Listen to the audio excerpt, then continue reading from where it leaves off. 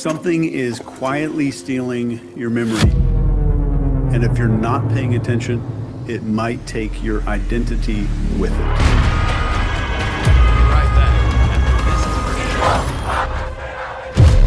This isn't a crisis that you're going to see on the news.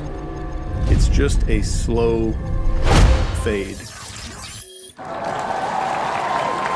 It's a blur. It's literally mass amnesia. It's not a call to panic. This is an invitation, not to believe, to notice. If your mind's been foggy, if you felt off, unfocused, or not quite you, you are not alone. I'm going to show you what's happening, how to know if you're being affected by it, and how to find your way back. Let's pull back the curtain on what's been quietly reshaping your inner world without your permission.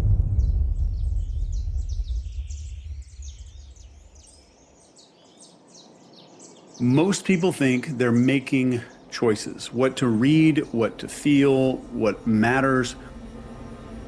What if it's been curated? These algorithms know exactly what sparks your anger, what's going to piss you off. They know when you're lonely. They predict the moment that you're going to crave attention. Once they know that, they don't just show you what you want. They build who you become. AI doesn't wait to see who you are. It decides which options that you will even see. The news, the trends, you are being led somewhere. A reality manufactured by code that you will never read and systems that you never really consented to. This isn't just manipulation. That is a structural erosion of self, of identity. Our instincts start to dull, our beliefs soften into a silence, and it's not done through force. First, you feel numb, constantly reactive. You might swing between apathy and agitation without a lot of clear causes for it. That is a nervous system that is overstimulated by artificial inputs. We are scrolling, swiping, clicking, and reacting. Our brains were never meant for this much input. Being alone with no music, no internet feels almost unbearable. And modern neuroscience shows us that without deep, undistracted focus, our brains can't transfer short-term experiences into long-term memory. It's like our lives are now being written in disappearing ink. You might not be able to recall conversations or moments or maybe a feeling from last year. That is not just stress. It is a breakdown in memory encoding. 1 degree here, another forgotten moment somewhere else. Your attention fragments. Psychologists call this cognitive drift, but in this era, it's something darker. You don't just forget moments. You forget identity. You forget yourself. How do you know if this is happening to you?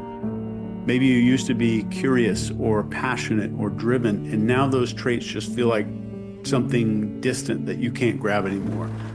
You start to believe that none of it matters. Meaning starts fading and apathy starts spreading. What we're talking about here is not just burnout. This is the final symptoms. The self just gets really vulnerable. And at this moment, you are ready to be rewritten. And they can write that story for you. So if any of that hit close to home, don't panic.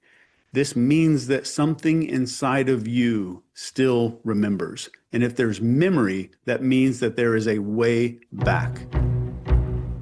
So there are 6 steps to starting to remember your way back. Step 1, see the fog.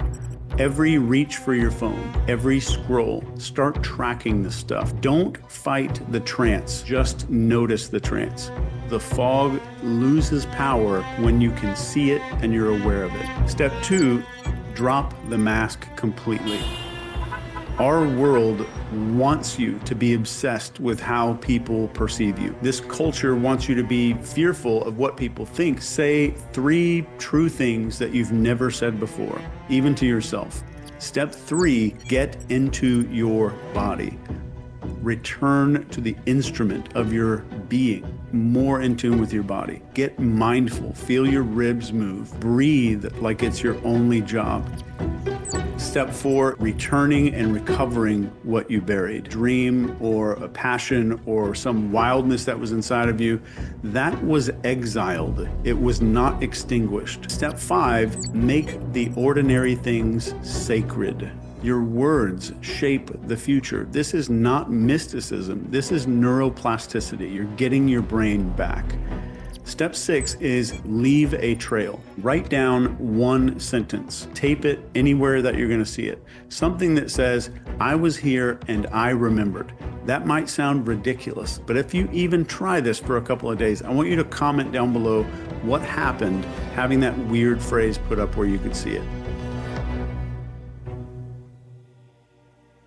So before you go back into your life, before the noise starts to creep back in, I want to leave you with something important. And it's not a warning, it's not a solution, it's a couple of questions.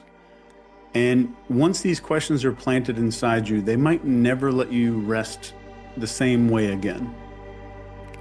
What parts of me have I already forgotten? What instincts started to grow quiet? What dreams did I have that grew small? What parts of myself have I lost? Not because I changed, but because I stopped remembering those parts. And if some of those pieces are missing, I want you to answer each one of those with a follow-up question of, did I let them slip away, or did something take those from me? So memory isn't lost all at one time. Memory is chipped away, and it's 1,000 little compromises over the course of a period of time. And it happens over and over, tiny compromises, until you wake up and you no longer recognize the shape of your own mind.